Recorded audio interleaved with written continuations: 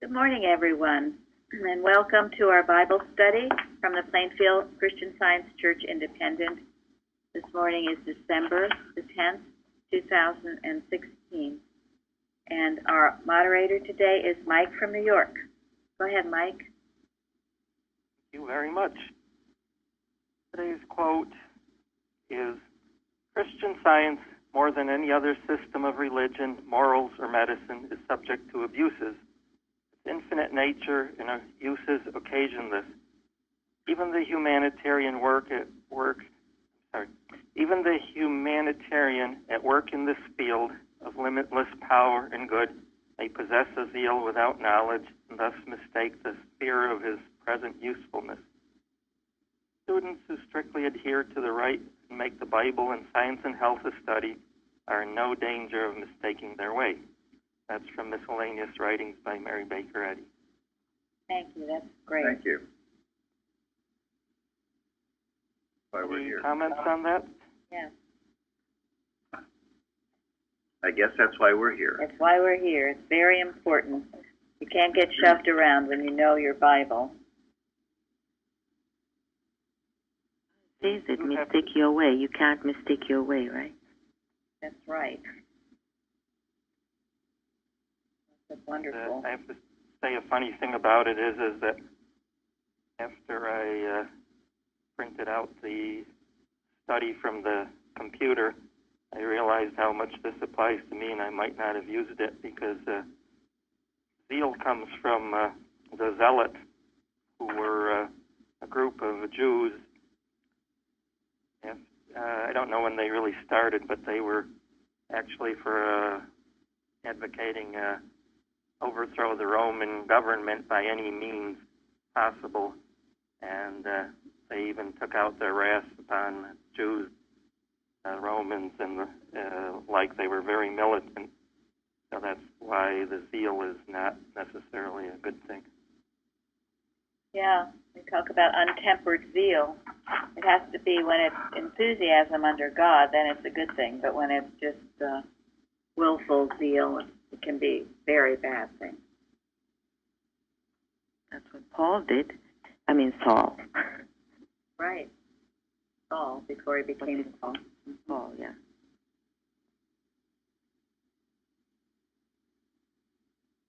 Anybody else? Okay.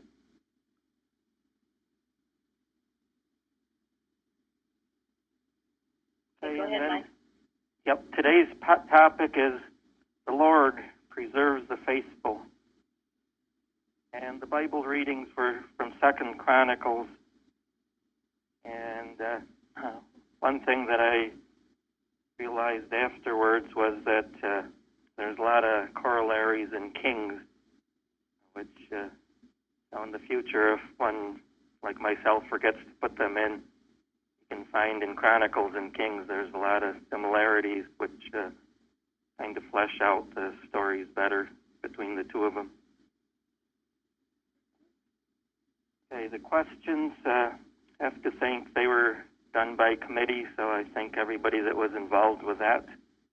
And the first question is 1.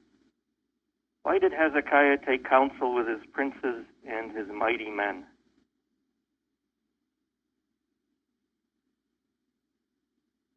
I like to start with something I found in an article from the November 1919 journal, and the writer is speaking of the workings of the Assyrian-type thought, and she writes, "A careful study of the scriptures as to the history of the Assyrian brought clearly to light the entire the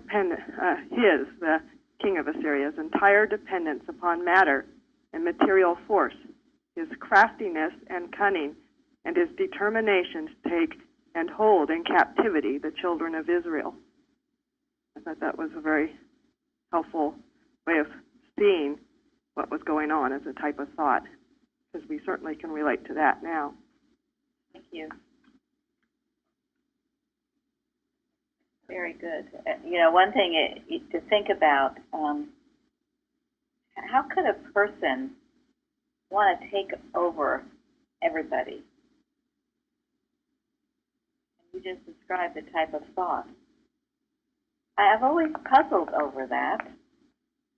this dictatorship takes a huge amount of will and effort and organizing armies and, killing people. It's unimaginable to a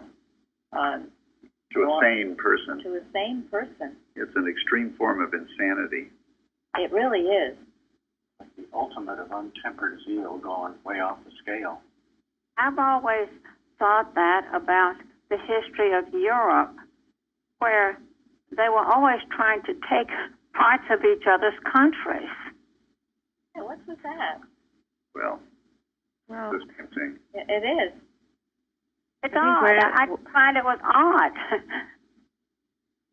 Wherever Why this to do that? I mean, they've got what they need where they are. Yeah. And they wanted more. But it goes on today. I mean, when nations take other nations' stuff, so-called. Yeah. No. It's not something singular to any past. It's right. It happens now, and so wherever it is, it's wrong.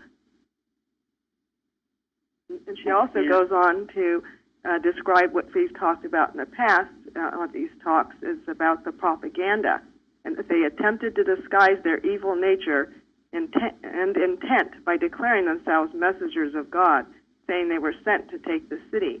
And then they failed in this, so they tried to ridicule and scorn and shake the people's faith, and then tried to predict for them the most desired disaster.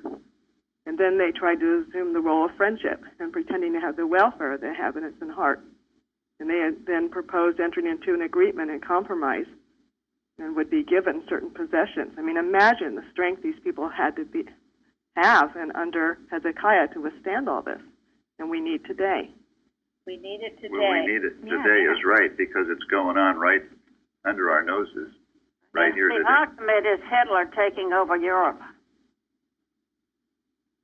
I think, as Mrs. Roberts suggested, is that it goes on even to the point where, like when I was farming, and it goes on with farmers today, is that why can't the manufacturer get the goods from the farmer for a fair price and sell them for a fair price? Why do they have to not only lower the price to the farmer, but then they cheat on weights and quality of the product? And it's just this greed that permeates, and that's the ungodlike part. And when I was in that situation trying to fight that, I can understand that being ungodlike myself, I was trying to fight it with matter, so I was heaping wrath upon wrath, and that just snowballs and makes a bigger problem. It doesn't really solve anything in the end. Right. I mean, where farmers now have to buy seeds from big companies, that's wrong. I mean, that's why I'm saying wherever it's going on, in whatever form, it's wrong. It's a wrong thought that does this. The carnal mind, human Yes. mind, godless. Go ahead, sorry. What has to, we cannot start calling it, I think Germany cleaned up its act when it came to seeing what happened with Hitler, but at a great price to themselves. But spiritually, if we look at this, we have to uproot that Hitler's thought, which is hatred or deceit, whoever or wherever it comes from. We have to see that as God's ideas. We have to fight for truth, life, and love everywhere, and we have to give. It should not be that the farmers do not have the seeds. I mean, this is one very important, this is what Jesus did. He taught people how to heal and how to love, and that's what Mary Baker Eddy carried on. That's what we have to do. Right. And need the spiritual sense to discern when it comes in the guise of good, because sometimes it's hidden. Right. It doesn't look like hate the way we think hate comes. Because the battle is against false beliefs. And that is why we have to put all of the battles that we see going on as a battle of against false beliefs. In fact, the thing you described is the most dangerous form when it comes in a pleasing and pleasant form, or something you can tolerate or accept. That's the most dangerous form of the evil. And with all the propaganda that's going on, the only way you can truly tell is with your spiritual sense what's what, because so much is falsely portrayed in the media and elsewhere. Only your spiritual sense can guide you. But, you know, you watch for this, a dictator-type thought, and you also watch I always watch who's attacking the Christians. There's all this other talk about persecution, but the Christians are being persecuted, and that is what we have to be careful of. Because if we lose that, we will lose everything. If we lose Christianity. If we lose Christianity. And as we discussed in a round table or a Bible study a while ago, you know, it was different before the Christ had come. For instance, in this time, the Christ hadn't come yet. I mean, not in visible view. The Christ is without days, of course. But now, after we've had the Christ and his teachings, our work is even more important, as Larry said, to make sure we are seeing the real man everywhere, even in the place where it doesn't seem to be. So maybe we should answer question number 1. Anybody have any thoughts on that one? I think he wanted to make sure that we're all united against the enemy coming in. Thank you. He Lauren? must have done a good job discerning and picking people, too. Yes. He was going to war with them, so he needed their consent. They're all in the right place in thinking. They had to have measures or whatever they were going to do. So it's important. The people that you're going to work with have what they're thinking. Yeah, and then he had them all take one very practical step. Right. Stop the Shut water. off the waters to the... Yeah, shut off the water supply to the enemy. That would weaken the enemy army.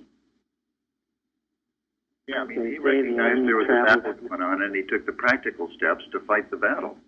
That wasn't a very nice thing to do, was it? Nice thing to do. It wasn't nice. Smart thing. Nice food. Sarah? Was it loving? Was it loving to just stop? Oh my goodness, that's so unloving. I only bring this out because Become our friends. Let's shut off the water supply to them. They're coming to kill us. Well, this is it. The practicality, the sword in hand. That other is the bogus sense of science. He was practical. He united. He got his people ready for battle, as we must be ready for battle. And not stupid. And remember, it's not ever against people, but as Gary and we've talked about a lot, false systems, the systems of the human mind. They are the carnal mind, and they are at enmity with the Christ. And don't kid yourself. It's the Antichrist. And it's in full bloom right now before this Christmas time. The Antichrist. Go ahead. Be sure that that he wasn't afraid, and that helped them. Yes. Follow him. You know, to answer the question again, was it loving? Actually, my answer is yes, because it's love for the right idea, and it has no sense of personality or person attached to it. So these people came to do wrong, and the answer to wrong is always to love the right more. If you love the right more, you're going to shut off the water supply and starve the wrong. Absolutely. That's nicely put, Bruce. I like that. I really appreciate that comment, because I was thinking that if the Assyrians had heeded that first warning, and which, as Bruce points out, was very nice, if they learned from that, they would have left then, and that would have saved all their lives in a material sense, because then it was the next step after that. But Sennacherib was not in the right mind to learn, was he? Right, exactly. No, he's full of himself then. He said he had defeated all the other people, Yes. so he's going to defeat these people too. He was being a Goliath. He was taking his act on the road. Yes, thank you. And as Linda, that article's wonderful. You're reading from Linda. Aping God, as we talked about before, taking the tactics. I think there's something else going on here too with this council of the people, because what would be the typical human response to attack would be with untampered zeal. Let's go out and fight them and let them know. But that's untempered zeal. They turned to their God, and only that, they united in their turning to their God. Then they were guided rightly instead of just an emotional response. The untempered zeal we talked about earlier, that would have invited defeat. It reminds me, Mrs. Eddy tells us to strengthen our own citadel. Yes. Yep. So important. You don't go rushing out. That's why in the morning, you make sure you work for yourself first. Always be working for yourself before you go trying to help everybody else. You have to be right yourself. Aren't there a lot of examples in the Bible of a small band of right thinkers united God to defeat whatever was attacking them? Yeah, and it's why we had the watch Thursday night. It was on unity. We should never underestimate the power of united prayer.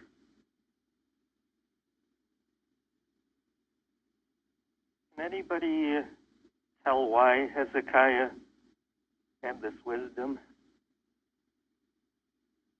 I think that part of it is he messed up when he acted on his own and gave gold and silver to try to appease the Assyrians. And then, through God's guidance, I believe, he knew that he had to broaden his outlook and turn to his people, whom he had led away from false gods. And that opening up of his thought really furthered his guidance in winning the battle. By doing this, he overcame fear. Yeah, that was a very important point.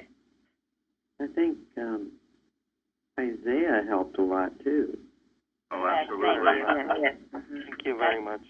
That's it. Good point. He had Isaiah, and he listened to Isaiah. He had a wonderful mother when he was growing up, who put the love of God in his heart in the beginning. Right. This is where 2 Kings comes in, because in 2 Kings it really shows the usage or the application of Isaiah's wisdom, because Isaiah was constantly behind what Hezekiah did. And when Hezekiah listened to Isaiah, things worked out, and when he didn't, things didn't work out. So not only did Isaiah give him wisdom directly from God, but I would say it also enabled Hezekiah to raise his ability to listen to God. So I see that as the example of a practitioner of Christian Science, of true Christianity. Right. That's exactly what a good practitioner does. It opens the patient's thoughts so that the patient can hear what God has for him or her directly. And what's interesting about Hezekiah's story is that his father, Ahaz, was very wicked. And he took away a portion out of the house of the Lord, out of the house of the king and the princes, and gave it unto the king of Assyria in order to get help from the king of Assyria. But the king of Assyria helped him not. Second Chronicles, also the chapter 31, one of the last lines, I believe, before this story, it says about him, and in every work that he began in the service of the house of God, and in the law and in the commandments to seek his God, he did it with all his heart and prospered. Thank you, Linda, because that sets up the immediate context for the Sennacherib coming in. As the 32 starts with, after these things, the establishment thereof, just like you described, then Sennacherib showed up at his door.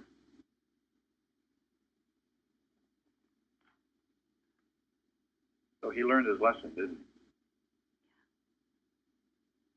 That is lesson that leads to reformation. Instead of you learn a lesson, you don't do nothing. Right. Different. Yeah. So there's hope for all of us, isn't there? Yeah, if we obey. That's our lesson.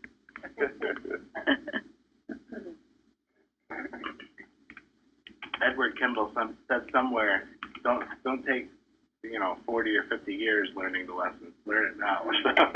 Right. And that's true. Why put it off? Okay. How we doing, Mike? Did we answer number one? Yes. Okay, number 2. What were Hezekiah's words to his people?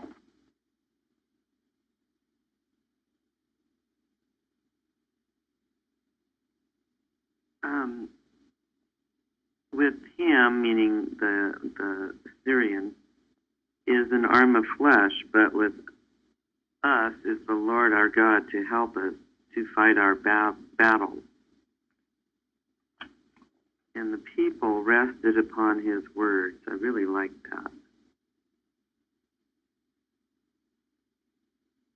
It's interesting that you say that because there was one of Charles Spurgeon's sermons was just on that, words to rest on. And he goes into the 3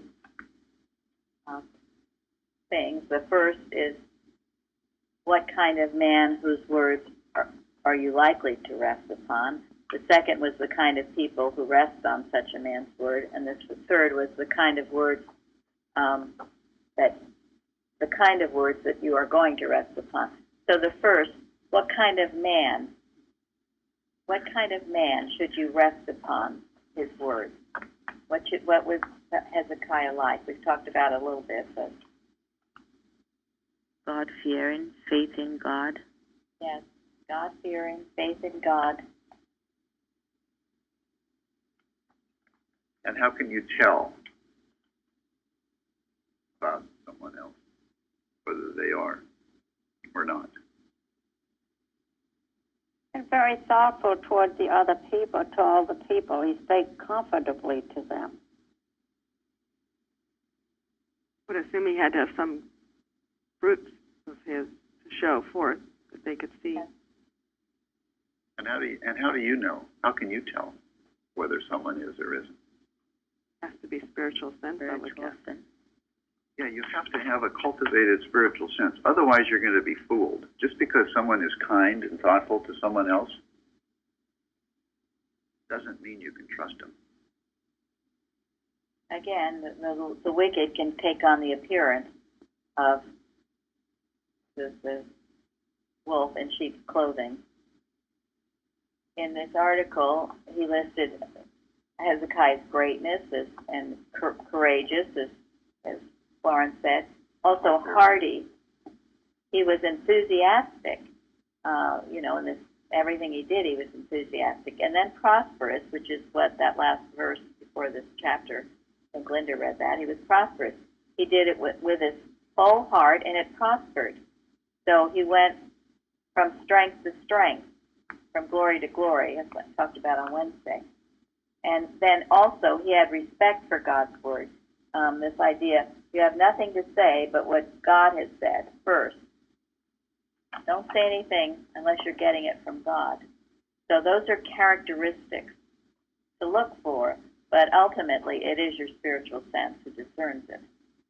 For example, he prospered because he earned what he got.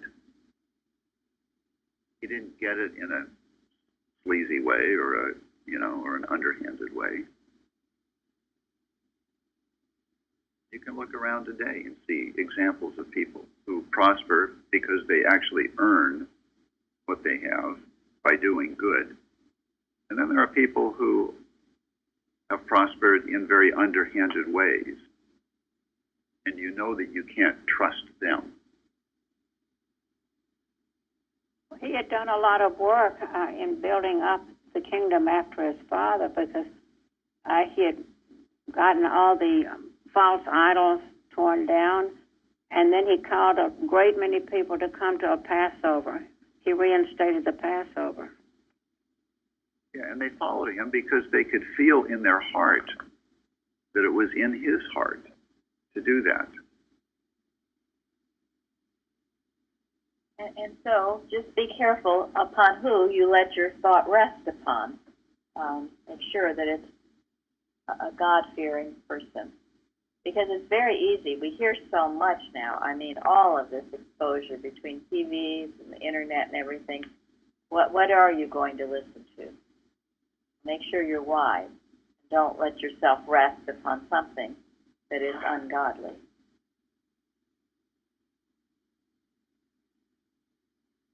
So he spoke encouragement to these people.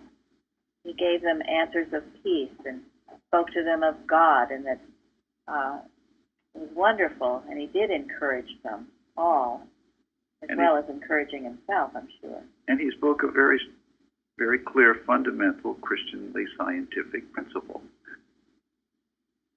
Sennacherib has muscle and weapons, but we have God. Clearly speaks to his own faith and confidence in God. And that was a pretty strong, clear, advanced, reliance on God on his part. And he did have a clear conscience, as he'd been doing as best as he could. You know, you can only speak that way when your conscience is clear. It says in Chronicles, with him is an arm of flesh. So I assume they're talking about Sennacherib. But with us is, and that's italicized, the Lord our God to help us and to fight our battle. That's a lot of trusting in God, that God is going to fight our battles. Of course, we're going to take the human footsteps, that he's going to fight our battles because we have absolute faith. We love him supremely. And the people rested themselves upon the words of Hezekiah, king of Judah. So they took him at his word, I guess. Yes, they did.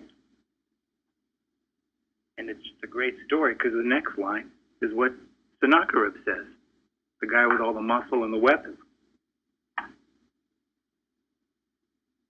So how does Hezekiah get to the point where he had this much confidence and faith?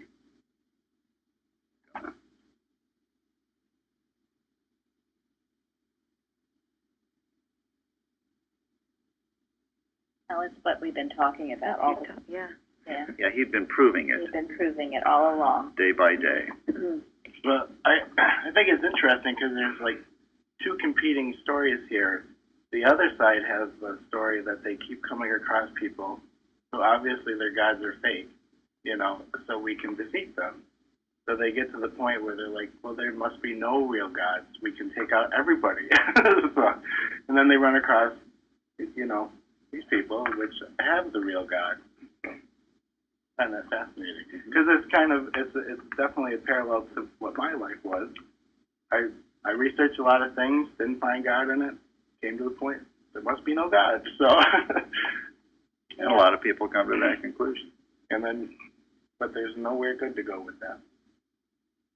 And I did read with Sennacherib. He believed in his God. He returned to Syria. He paid homage to the Ashur, his god. But it was a false god, and there were many gods. It was superstition. Yes. And here again, we have to be careful because a lot of people believe in these false gods. We've talked about the tarot readers, all the superstitious stuff, the occult. I mean, Hitler was into the occult. He believed that would help him turn to it. So, pardon me? No, I was going to say, I think they believe in those gods because for some time they're humanly prospering. Everything seems right. Right. That's where we have to be careful of these Yeah. gods. If something seems to work for a while, you make a god out of it. Right. But isn't that how medicine works today? Drugs? Academia. Whenever this kind of thing comes up, I think of Hosea and the shopkeeper saying, "Our gods have helped us aspire. Why are you complaining?" Exactly. That's exactly right. We're doing just great with our gods. Don't rock the boat. Yeah, and I think Sennacherib's case, he'd actually conquered a lot of lands and countries. And the way the story goes is that this country of Judah was pretty much like an island. The last remnant was like right in the middle of all this other conquered land. However, they were faithful to their God. But this conquering of lands would go no further than there. I thought it was really fit a lot of the stuff we learned here. It's like the pilgrims who came. A lot of these people, in my understanding, had come from the conquered lands to Judah. So I'm sure that they were all unified in an idea of liberty and worship of God. Otherwise, I don't think they could have withstood it. You're absolutely right. Yep. Yep. And you know what they accomplished and what was accomplished was in many ways just as mighty. The original pilgrims came because they didn't want the ecclesiastical despotism of the Church of England. Well, that's a good point, Linda, because people generally are attracted to whatever is the highest sense of truth that they can see. People want truth. People want liberty. People want freedom. That's why so many people want to move to the United States of America.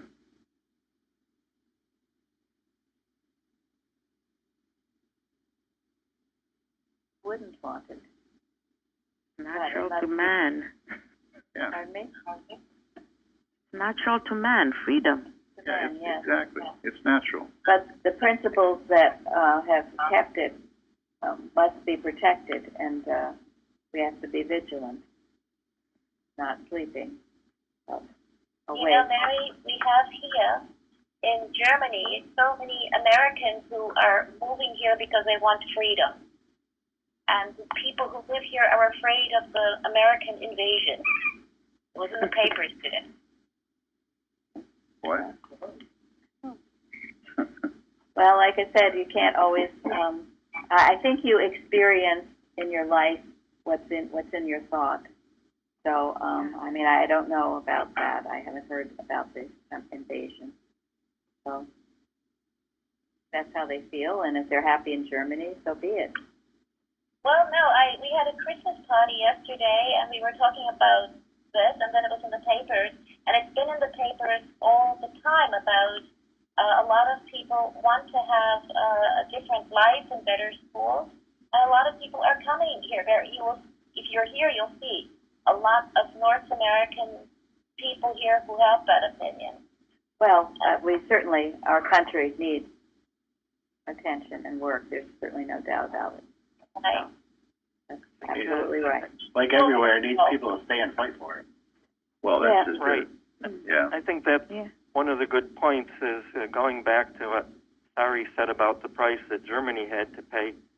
But isn't the price of correcting a wrong lower than letting the wrong continue forever? And when I would be complaining about things, one person directly said, well, what country do you want to move to? I was shocked by that statement because I said, I don't want to move any place. I just want to correct the problem here. This is why I've come to our little Judah here, Plainfield, to get the knowledge, the understanding of how to really correct it without just tilting at windmills in material ways. Yeah, no, that's right. I mean, our job is to fortify our own citadel, right?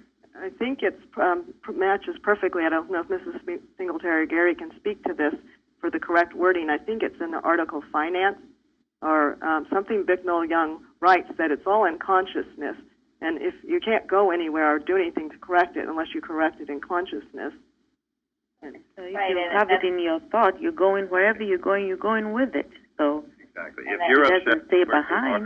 you are, if you're upset with where you are, you're going to take your upsetness wherever you go. Yeah, that is what I said to Barry originally. Yeah. You're gonna, your thought will outpicture itself. So if you think you're being persecuted or things aren't good, you will most likely take it with you. But that doesn't. I do agree that the United States needs a lot of work. We have lost a lot of our freedoms and other things, and it's time for a big change here. So. And very big ad, it says it's not with, bayonet or whatever, divine science.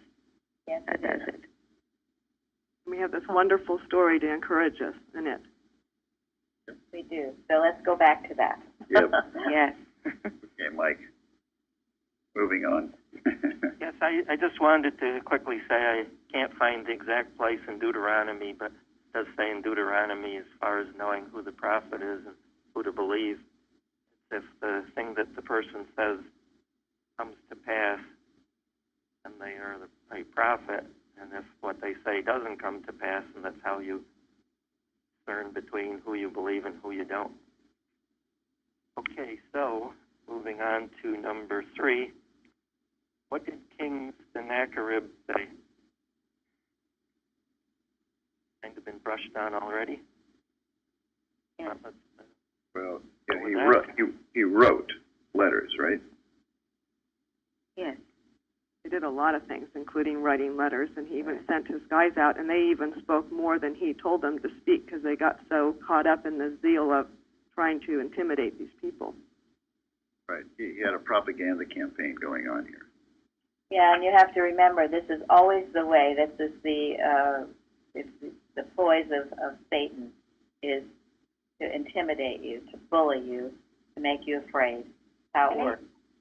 And he spoke in the Jews' language, in the Jews' speech, unto the people of Jerusalem. That was clever. It was. Yeah, and he said, listen, everybody else's God was unable to save them from Sennacherib. What makes you think your God is going to be able to do that? Exactly. So, give up peacefully and join me. Become my slave. That's just how it talks. He had a big ego, I guess. Very big ego. And he had been very successful up until now.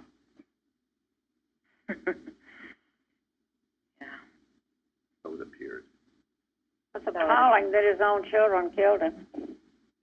Yeah, got it in the end, right. And once that ego was deflated, he lost everything. One of the key points there is that he was speaking against the one true God.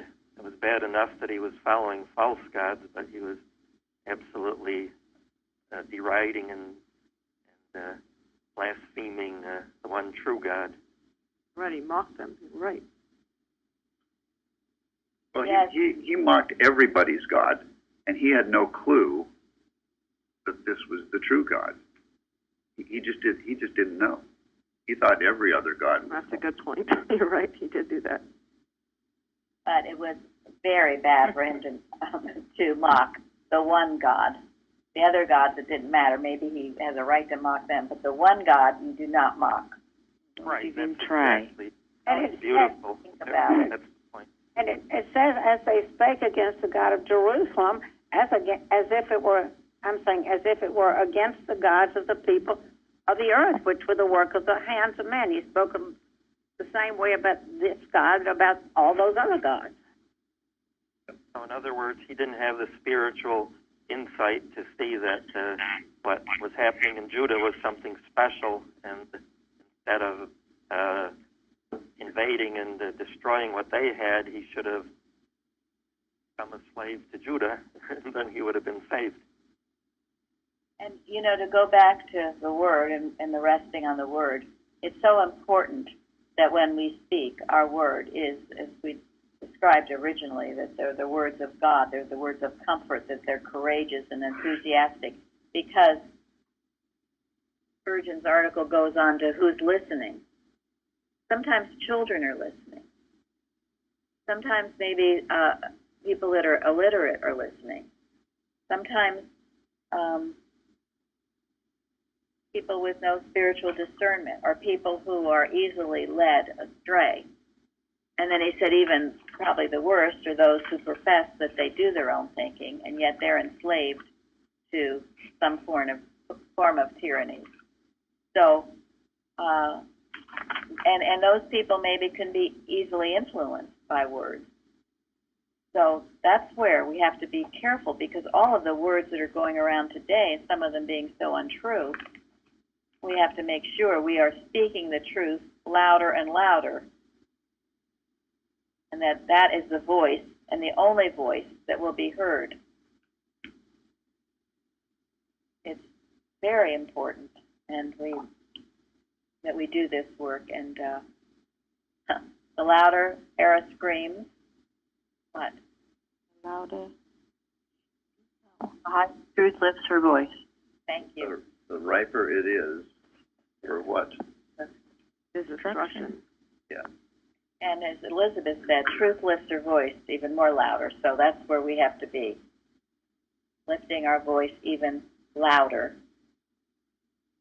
Someone, or I read, I guess it was some kind of an article. It was an interesting article, but it was about, I never watched these shows, but I guess they're these shows that have, like, they're adult cartoons. I don't even know the names of them. But in one of them, they were doing some terrible mocking of Christians.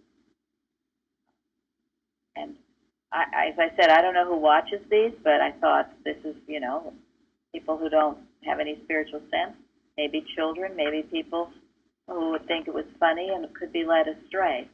So, that's very interesting. That's very helpful that you shared that, because I have seen such a negative attitude in the young people toward Christianity. I had never thought about it coming from that point. That is a very popular thing to be watching. Yeah. The other schools, place it comes from is media. Go ahead. Yeah, I mean, it's throughout the media. It's infiltrated the schools. Children are being brainwashed. I had told you a while ago about this movie I thought was going to be so wonderful. I like that British actor Colin Firth. I think the name of it was The Kingsman. Anyway, I mean, the bad guys in it were the people that went to church. They were the bad guys, and actually they did appear to be very bad. They were hateful and all this stuff.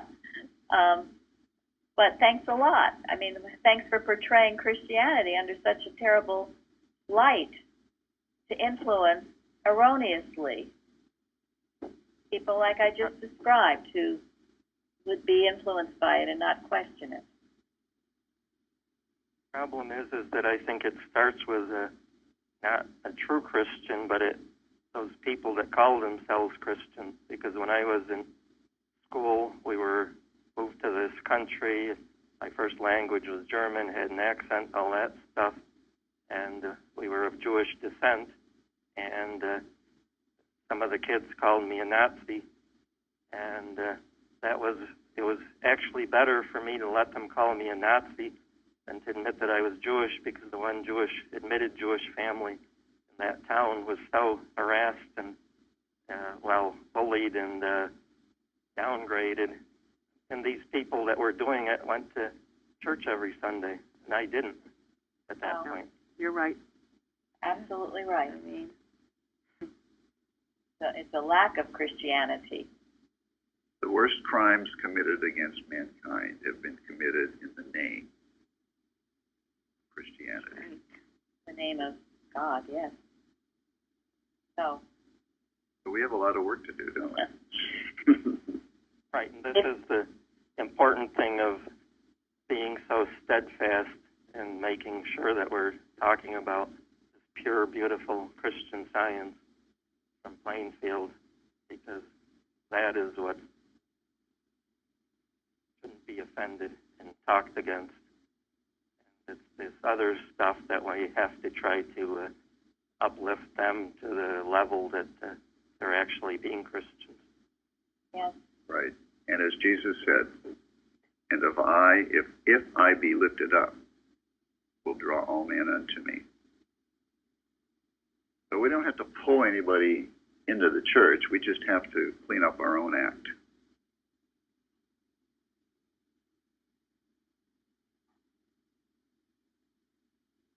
And, being united in this work is a tremendous power.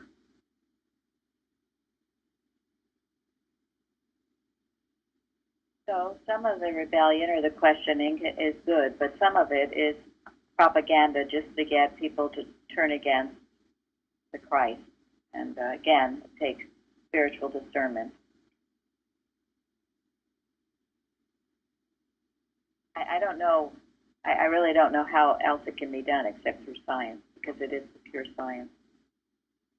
Well, I think what's beautiful is that, well, I have to use Luann's testimony about how she dealt with her own situation in life, and that's got me so uplifted, because talking about having to change it within, and here also changing it within our own consciousness, I realize that I have to change what's going on in this country in my own consciousness first. The power of that, what's going to, if we all do that, which we're working at it, that's what's going to change it. We don't need everybody. Once we have that beautiful consciousness, everybody will be there. They will join in with it. The world is in our thought. So. Yes, absolutely. Yeah, and wonderful. Thank you. Yeah, and you're not responsible for everybody else. I'm not responsible for everybody else. That's God's responsibility. Right. Aligned with God is what has the right effect then. Exactly. We're right in our consciousness. The truth, power to it. If we think about how Jesus healed, how he began his healing message, his mission, and the very idea of healing and making that accessible to people who are not in the Levite tradition was considered heresy. So of course, and you see this, spirituality, spiritual weakness in high places. That's what we really must combat. And I think that's what the movie, Mary, that you saw spoke about. It was not against Christianity, it was against the wrong form of how it was portrayed. Right. It's not the garbage.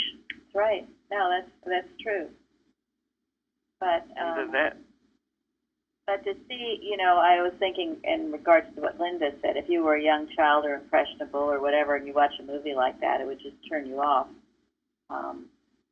to it all, which is not helpful either. So anyway, but that's true. There's much in old theology that needs to be absolutely overturned and changed. I realize now that my dislike, even stronger at some points in my life, for Christianity and God was the false. I was not hating the true God. I was hating gods with little g's. Yeah. The wrong gods. Right. Right. Your wrong concept of God. The human organization that has the wrong concept. And so this is why we keep doing what we're doing, so you get the right concept, and you can get where you're like Hezekiah, where you can face the foe with a clear conscience and speak out and change the course of history. One wise man saved a city, and this is what Hezekiah did, and what we all must be willing to do, individually and collectively. Okay, Mike, moving on. Number 4, how did Hezekiah respond, and what was the result?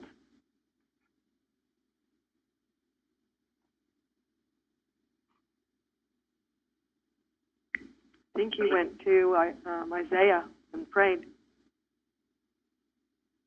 Yeah, the two of them prayed. And cried to heaven. Cried to heaven. And Prayed and cried.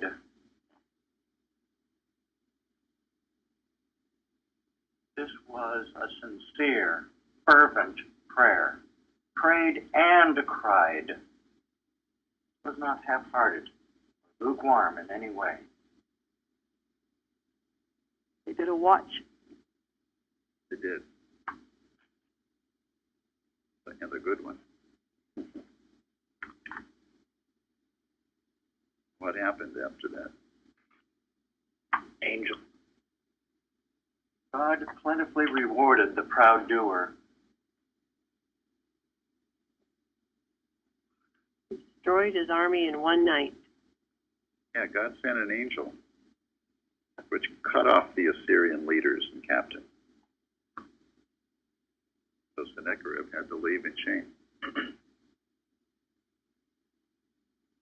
Interesting that it only takes one verse for his defeat and go back home and get killed. Yeah. Don't waste any time on it. I mean, the power of it. That's it. That wasn't a long, bloody, drawn-out battle. It was the same with David and Goliath. The stone hit him, and that was it. That was it. And so it's been throughout history. When there's been a mighty prayer with crying, and the crying represents the fervency of the prayer. In some ways, a desperation, turning to God in total humility and knowing, save, Lord, or I perish. What's that quote? The word of God is quick and powerful. You know, I saw something in our history. They would carry this flag, "Don't tread on me," but they carried another flag too, and it was something about lift unto heaven, or it had something to do with lift your eyes to heaven. I was glad to see that. That was during the Revolutionary period. As I said, you lift your thought, lift it, rise above all the awfulness of the human mind and what was going on. Lift it to God. And there you see the enemy defeated and the truth reigning supreme. That's the New Jerusalem. They didn't stop there. After Sennacherib went home with his tail between his legs, what happened? Killed. Was killed by his own son, was he? Yeah, by his own children. Yeah. Prayer of Hezekiah and Isaiah even changed his own children. They couldn't stand the evil and the insanity. What was presumably, humanly their own father. Error uprooted completely. Yeah, the error was destroyed completely. And so it is with us. We have to destroy the error, the carnal belief that would try to destroy you. You can't be nice to them. This has been just a remarkable story to work with. And in reading the writings of Mary Baker Eddy, she's described how she never returned evil for evil, but always waited for God's direction to move and to take his course. And I often thought that this is so much good instruction. I think it's illustrated in this story here with Sennacherib and Hezekiah.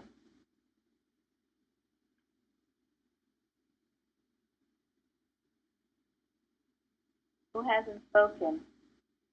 I was thinking what a large ego he had, thinking that he could just wipe everything out that Hezekiah did. And when his ego was hit, he retreated. As it always, when you hit the ego, the error is destroyed. False sense of self. Who else hasn't spoken?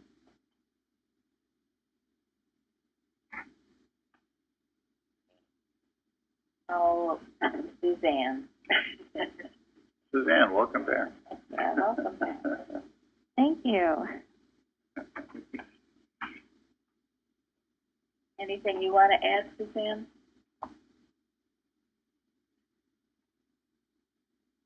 Well, it's been a great discussion of things are just not always what they seem, and Thank you. and just having that confidence in God. You're just not keeping focused on God, you're just not easily taken off. And just standing with God. But it's just, things are just, with all this fake news now and the whole, everyone's just hemming and hawing, we know what's right. We know what's true. We have that spiritual sense. And what I like to share with people, I think I've told you this, is Mary Baker Eddy's quote, "Honesty is spiritual power." And people really respond to those 4 words.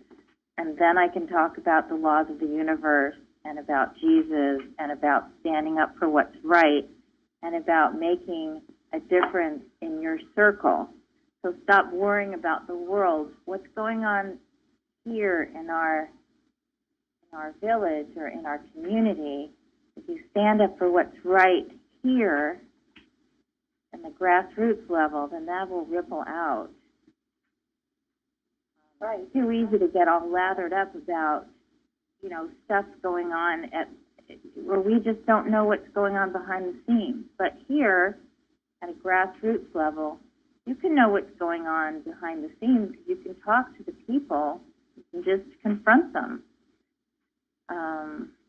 So it gets me thinking because I've seen what's happened in our own community for the few people who step up and speak out for what's right. It's very uncomfortable, but people can't, they have nothing to say against somebody who's speaking the truth and standing up for what's right.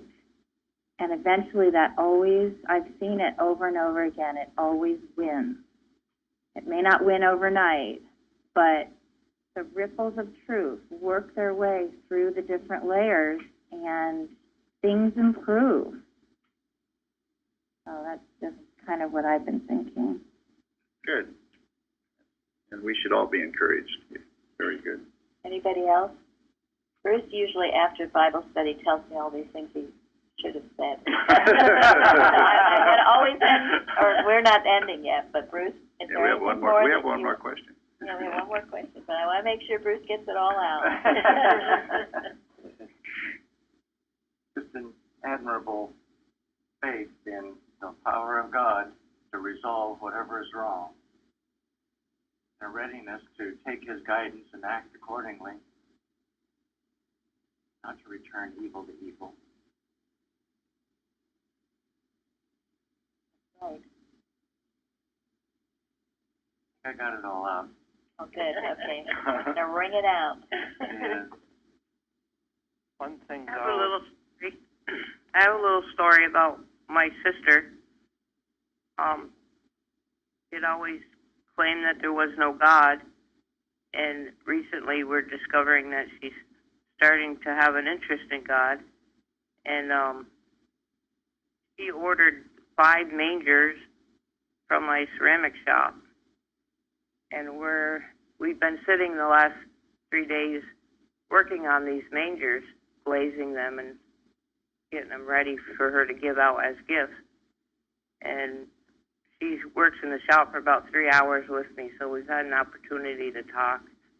And she mentioned that she wanted to go to church on Christmas Eve to take part in they have nativity scenes and stuff like that. So I can see how the ripple effect of having God in my life is starting to spread out into my family, and not just in my home, but others around me.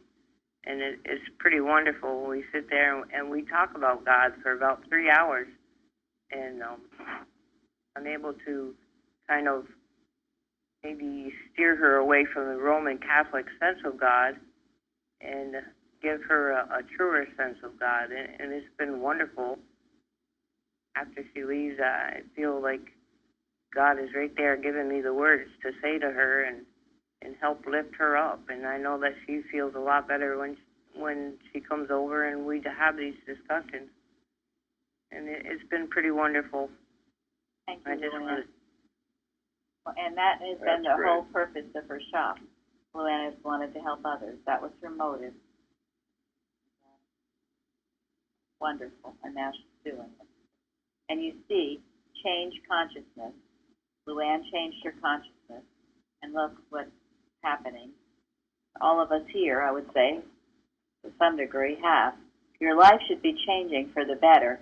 It won't be that you won't have problems, but things, as your consciousness goes higher, you will manifest what you are thinking. And if that's not happening, then you better go back to your thinking. And you can't fool God, as we know. And you'll be surprised how many other people will come to the shop, not to buy ceramic, but coming for your right thought. It's a magnet. Yeah. You know, just to take part of the atmosphere of the shop, Yes. and that's pretty wonderful. It's a pretty wonderful feeling to know that you know God is guiding them in, and they're getting the benefits of that. Nice. I'm very grateful for that. It's a holy thing to acknowledge that there is an atmosphere in your shop, this intangible thing, but people do feel it. It is there. That's holy. And it should be in each and every one of your homes. No reason why it shouldn't. You establish a right atmosphere with your thinking. Okay, well, thank you for a wonderful class. Thank you. Thank you, Mike. Thank you, Mike. Thank you. Thank you. A lot learned from this. Thank you.